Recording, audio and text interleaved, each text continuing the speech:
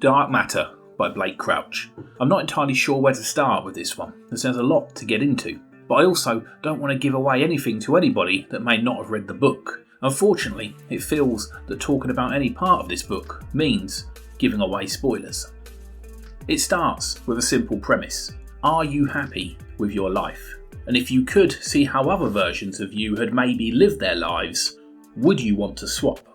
This idea becomes a major problem for our protagonist, Jason, a physics teacher who in the middle of living his fairly normal, not very exciting but generally happy life, finds himself being kidnapped at gunpoint by a masked man. He is then led to an old abandoned factory where he is beaten, quizzed on his current life, drugged, before falling unconscious. He then awakes on a stretcher, being examined by doctors, asking all sorts of strange questions, with them pointing out that he is the first to have returned. This is just the beginning of what would be a hellish adventure for Jason. It soon becomes clear that Jason does not belong in this world. His wife is not his wife, his son doesn't exist, and his life is not his own. In this world, Jason never became a physics teacher. Instead, he used his intellect to build a machine that would allow you to visit other dimensions. If anyone remembers Sliders, you're on the right path. It then becomes apparent that this Jason from this dimension has taken his place in the other dimension and is now living his life.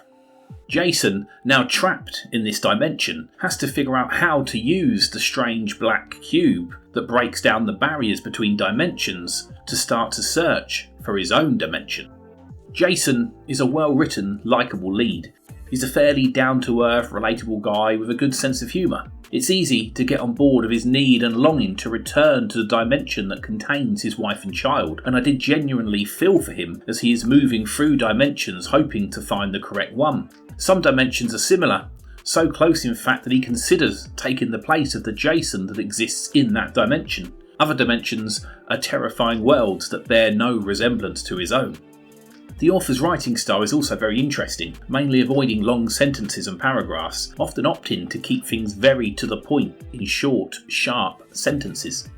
This helps the book move at a frantic pace that doesn't let up. It also made the book very easy to pick up and read, and it didn't take me very long to finish it. I've never read anything else by Blake Crouch, but I'd be interested to see if this style carries over into his other books. The story of dimension jumping may not be original from a science fiction point of view, but Crouch's take on it does make it feel fresh and original.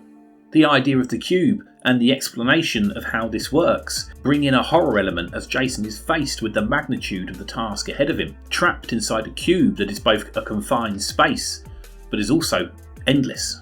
As the book reaches its climax, there is then one last final revelation that I want to say I should have seen coming, but I didn't.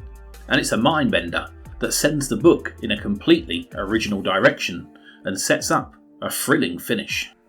Overall, I really enjoyed Dark Matter. It has a nice balance of science fiction, action, romance and suspense. It's the sort of book that you might want to ask a friend to read at the same time, just so you have someone to discuss it with when the mind melting starts.